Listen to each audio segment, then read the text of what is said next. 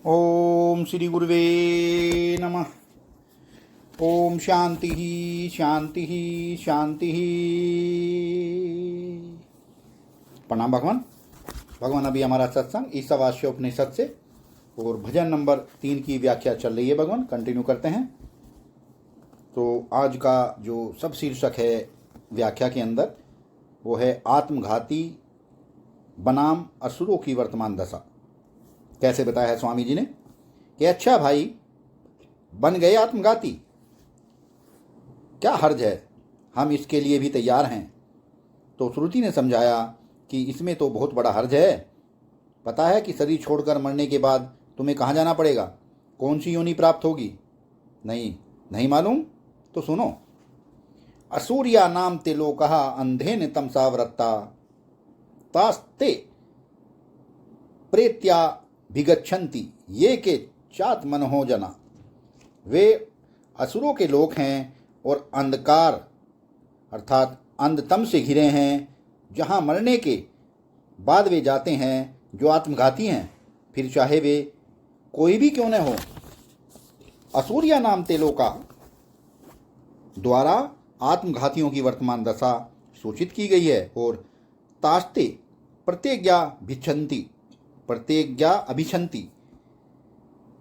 अभिगच्छन्ति और तास्ते प्रत्यज्ञा अभिगच्छन्ति द्वारा उनकी भविष्य दशा अर्थात मरणोत्तर गति बताई गई है। दोनों को मिलाकर श्रुति का तात्पर्य यह निकलता है कि आत्मघाती लोग जीवन भर आसुरी भाव में रहते हैं, जीवन का अज्ञानी का जीवन बिताते हैं और मरकर भी आसुरी और अंधतम योनियों को ही प्राप्त होते हैं। अतः प्रश्न यही रह जाता है कि असुर कौन है और अंधकार युक्त लोक क्या है।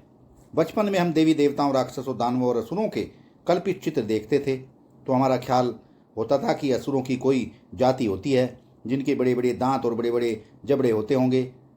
भीमकाय शरीर में भी पशुओं के से सींग पूंछ होते होंगे, किंतु यहाँ ऐसा अर्थ नहीं है। भगवान शंकराचार्य जी ने असुर शब्द का बहुत बढ़िया वर्णन किया है।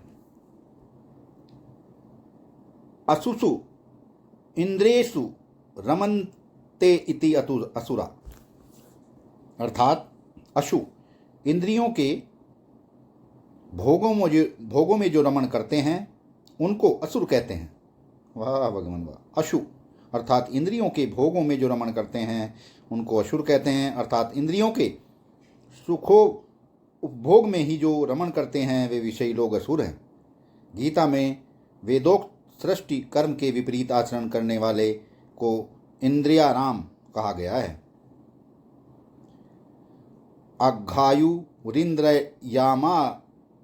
या रामो मोघम पार्थ से जीवति। इंद्रियां विद्यात्मक और अविद्यात्मक दोनों होती हैं।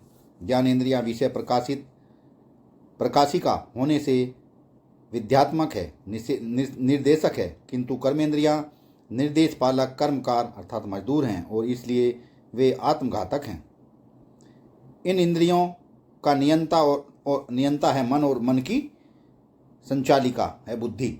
बुद्धि यदि अनुशासित और सत्य की पक्षपातिनी है तो मन और इंद्रियां सत्य की ओर जाएंगी, किंतु यदि बुद्धि वासनाक्रांत है तथा मन और इंद्रियों को प्रिय लगने वाले विषयों में सुख बुद्धि की धारणा करने वाली है तो ऐसे व्यक्ति को इंद्रियां उन्हीं जड़ विषयों में ले जाएंगी।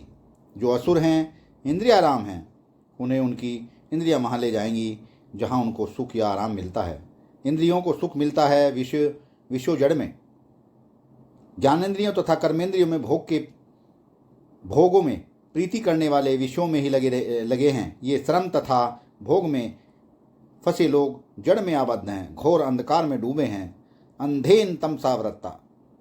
ईशावास्य जैसे छोटे से उपनिषद में अंधतम शब्द इतनी बार आया है कि यह विशेष रूप से ध्यान देने योग्य हो गया है। इस शब्द का अर्थ इसी मंत्र में स्पष्ट किया गया है। अपने पास 2 प्रकार की इंद्रियां हैं, ज्ञानेंद्रियां एवं कर्मेंद्रियां। इनमें ज्ञानेंद्रियां प्रकाश युक्त है और कर्मेंद्रियां सर्वथा अंध। ज्ञानेंद्रियां देखती हैं परंतु चलती नहीं, कर्मेंद्रियां कर्म करती है, चलती हैं परंतु देखती नहीं। शरीर में अंध पंगु न्याय से ही सारा व्यवहार होता है। इन दोनों प्रकार की इंद्रियों से होने वाला श्रम अंध है, किंतु अंध प्रकाश युक्त है। धर्म बुद्धि में रहता है और ज्ञान से अभिन्न है। जो लौकिक वस्तु लौकिक जीवन में अतिशयता उत्पन्न करे उसे श्रम कहते हैं, और जो अंतःकरण में दोषापनयन करे या गुणाधान करे उसे धर्म कहते हैं। वाह भगवान वाह। रक्त चंदन वनितादिक भोगा, इस प्रकार से सभी भोग ज्ञानेंद्रियों से भोगे जाते हैं, लेकिन सुख कर्मेंद्रियों से संपूर्ण हुए कर्म में भी होता है। हमने इतना श्रम किया, इतना कार्य कर लिया, इस प्रकार अभिमान का सुख कर्म में है। हमारे पास इतने उत्तम भोग हैं अथवा हमने इतने उत्तम भोग भोगे, यह अभिमान का सुख भोग में है। सुख दोनों स्थानों पर अभिमान का ही है।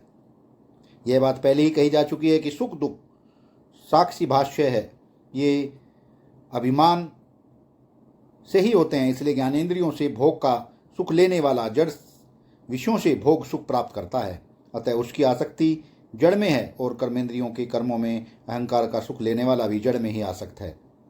अतः दोनों प्रकार के ही लोगों को चित्तवृत्ति जड़ भाव से वासित होने के कारण जड़ता की प्राप्ति होगी। भोग की एवं कर्म ये दोनों श्रम ही हैं, अतः यह श्रम अंधकार की ओर ले जाता है। जड़त्व की प्राप्ति अंधतम है। चित्त को चाहे कार्य ब्रह्म में लगाएं या कारण ब्रह्म में, वृत्ति लय करें या विक्षिप्त, नेत्र खुले रखें या बंद करके, जब तक दोनों में से एक बात नहीं बनी रहेगी जड़ता की प्राप्ति होगी। अतः दोनों स्थितियों का समन्वय होना चाहिए। यह समन्वय यह है कि श्रम जब धर्म बनेगा तब जड़ता से अंधकार से छुटकारा प्राप्त होगा। सत्संग को विराम देते हैं भगवान। प्रणाम भगवान।